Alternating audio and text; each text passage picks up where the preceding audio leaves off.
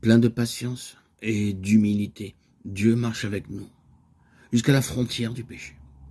En Jésus, il se vide de lui-même et devient comme pécheur avec les pécheurs, acceptant d'être compté parmi eux. Le vocabulaire chrétien, le plus ancien, a dû chercher des mots appropriés pour exprimer quelque peu ce mystère. Le Nouveau Testament parle de kénose, vide, anéantissement, d'humiliation, d'abaissement, tel par exemple l'hymne christologique de Philippiens 2, 5, 8, dont on pense qu'elle provient d'un texte liturgique antérieur à Paul. Jésus était l'image de Dieu. De naissance, il possédait la forme de Dieu.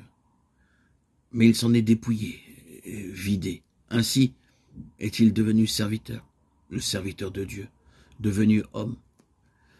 Il est descendu toujours plus bas.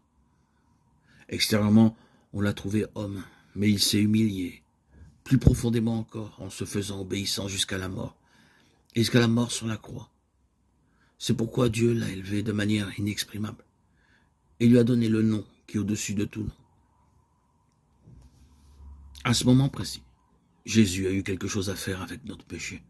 Non pas, encore une fois, quand il y a eu en lui un péché quelconque. Non, l'épître de Jean le dit formellement. En lui, il n'y a pas de péché. 1 Jean 3, 5. Pourtant, il a pris sur lui le péché. Mais au double sens du verbe, aussi bien en hébreu, en grec qu'en latin. Supporter et ôter, nasa, erin, tolérer. Il s'est chargé du péché pour évacuer le péché. Ailleurs, Paul use d'un jeu de mots plus audacieux. Lui qui n'a pas connu le péché, il l'a fait pécher pour nous, afin que nous devenions par lui la propre sainteté de Dieu. 2 Corinthiens 5, 21.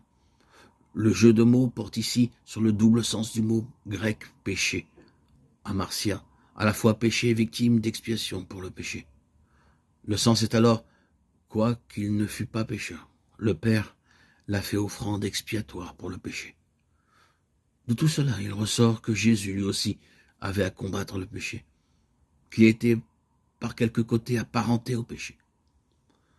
Nous pouvons en déduire que sa prière aussi se situera quelque part à la tangente du péché et de la miséricorde, c'est-à-dire entre nos péchés dont, homme, il portait en lui-même les conséquences, et la miséricorde du Père dont il était, dans son humanité, la pleine révélation. La prière de Jésus est ainsi tout identifiée à sa tâche de rédempteur. Il est le second Adam. C'est-à-dire que, homme parmi les hommes, avec son humanité à lui et avec tous les hommes, il lui faut retrouver le chemin vers le Père. Ce chemin que le premier Adam a refusé d'offrir et qui est barré par l'ange à l'épée de feu, Genèse 3, 24.